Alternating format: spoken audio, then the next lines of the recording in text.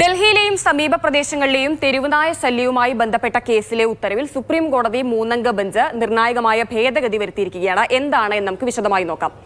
നേരത്തെ ജസ്റ്റിസ് പർദിവാലയുടെ ഉത്തരവ് പ്രകാരം പിടികൂടിയ എല്ലാ തെരുവുനായകളെയും ഷെൽട്ടർ ഹോമുകളിലേക്ക് മാറ്റണമെന്നാണ്. എന്നാൽ എല്ലാ തെരുവുനായകളെയും അത്തരത്തിൽ മാറ്റേണ്ടതില്ല എന്നുള്ളതാണ് പുതിയ ഭേദഗതി. പ്രതിരോധശേഷി ആർജിച്ച തെരുവുനായകളെ തിരികെ വിടണം ഷെൽട്ടർ ഹോമിൽ നിന്ന് എന്നുള്ളതാണ് നിർദ്ദേശം.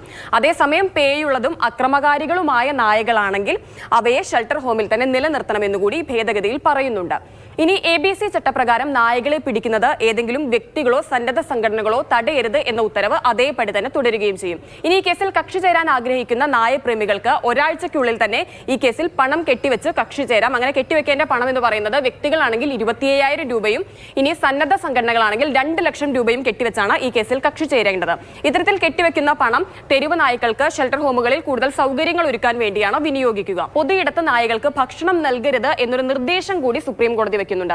ഇനി അങ്ങനെ ഭക്ഷണം നൽകാനാണ് ഉദ്ദേശമെങ്കിൽ അതിനായി പ്രത്യേക ഒരു സ്ഥലം കണ്ടെത്തി അവിടെ ഭക്ഷണം നൽകണം. ഇനി തെരുവുനായ പ്രശ്നം എന്ന് പറയുന്നത് ഡൽഹിയിലെ മാത്രമല്ല രാജ്യവ്യാപക പ്രശ്നമാണ്. അപ്പോൾ ആ പ്രശ്നം അങ്ങനെ തന്നെ നോക്കിക്കണ്ട് എല്ലാ ഹൈക്കോടതികളിലെയും കേസുകൾ സുപ്രീം കോടതിയിലേക്ക് മാറ്റാൻ കൂടി ഇടക്കാല ഉത്തരവിൽ പറയുന്നുണ്ട്. എല്ലാ സംസ്ഥാനങ്ങൾ കൂടി കക്ഷി ചേരേണ്ടതായിട്ടുണ്ട് ഈ കേസിൽ. ഈ തെരുവുനായ്ക്കളുടേത് രാജ്യത്താകമാനമുള്ള ഒരു വിഷയമായി കണ്ടുകൊണ്ടാണ് സുപ്രീം കോടതിയുടെ ഈ ഒരു ഇടപെടൽ. ഇവയുടെ കാര്യത്തിൽ ദേശീയ നയം രൂപീകരിക്കാൻ കൂടി സുപ്രീം കോടതി തീരുമാനിക്കുന്നുണ്ട്, നിർദ്ദേശിക്കുന്നുണ്ട്.